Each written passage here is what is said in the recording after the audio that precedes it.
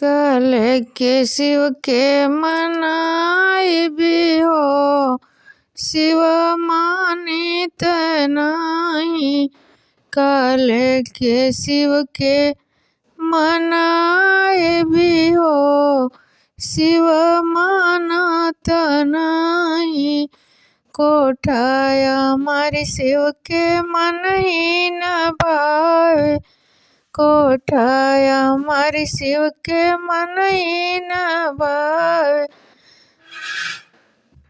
टूटही माड़ैया कहाँ पायब हो, शिव मानत नहीं।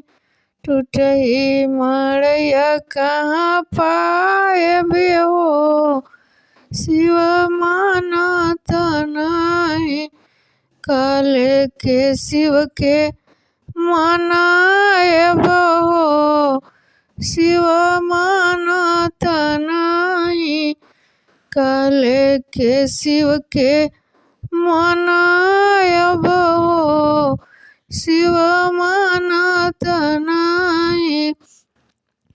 हाथी घोड़ा शिव के मन ही न भावे, हाथी घोड़ा शिव के मन ही न भावे। मन ही न भावे हो, मन ही न भावे। बसहा बैल कहाँ पायब हो, शिव मानत नहीं।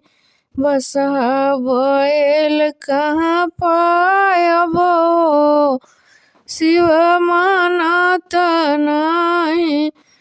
कल के शिव के मनायब हो, शिव मानत नहीं। कल के शिव के मनायब हो, शिव मानत नहीं।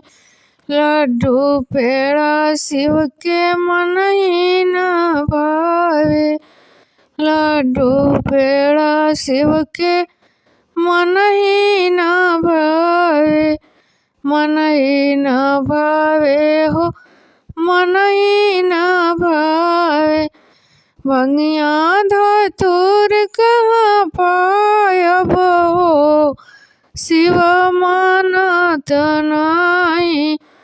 भंगिया धतूर कहाँ पायब हो, शिव मानत नहीं।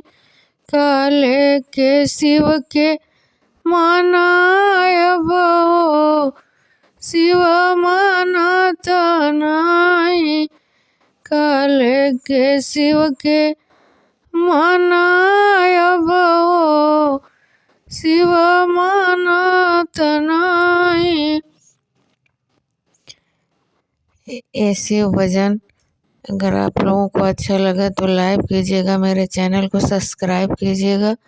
कमेंट में बताइएगा कि आप लोगों का मेरा ऐसे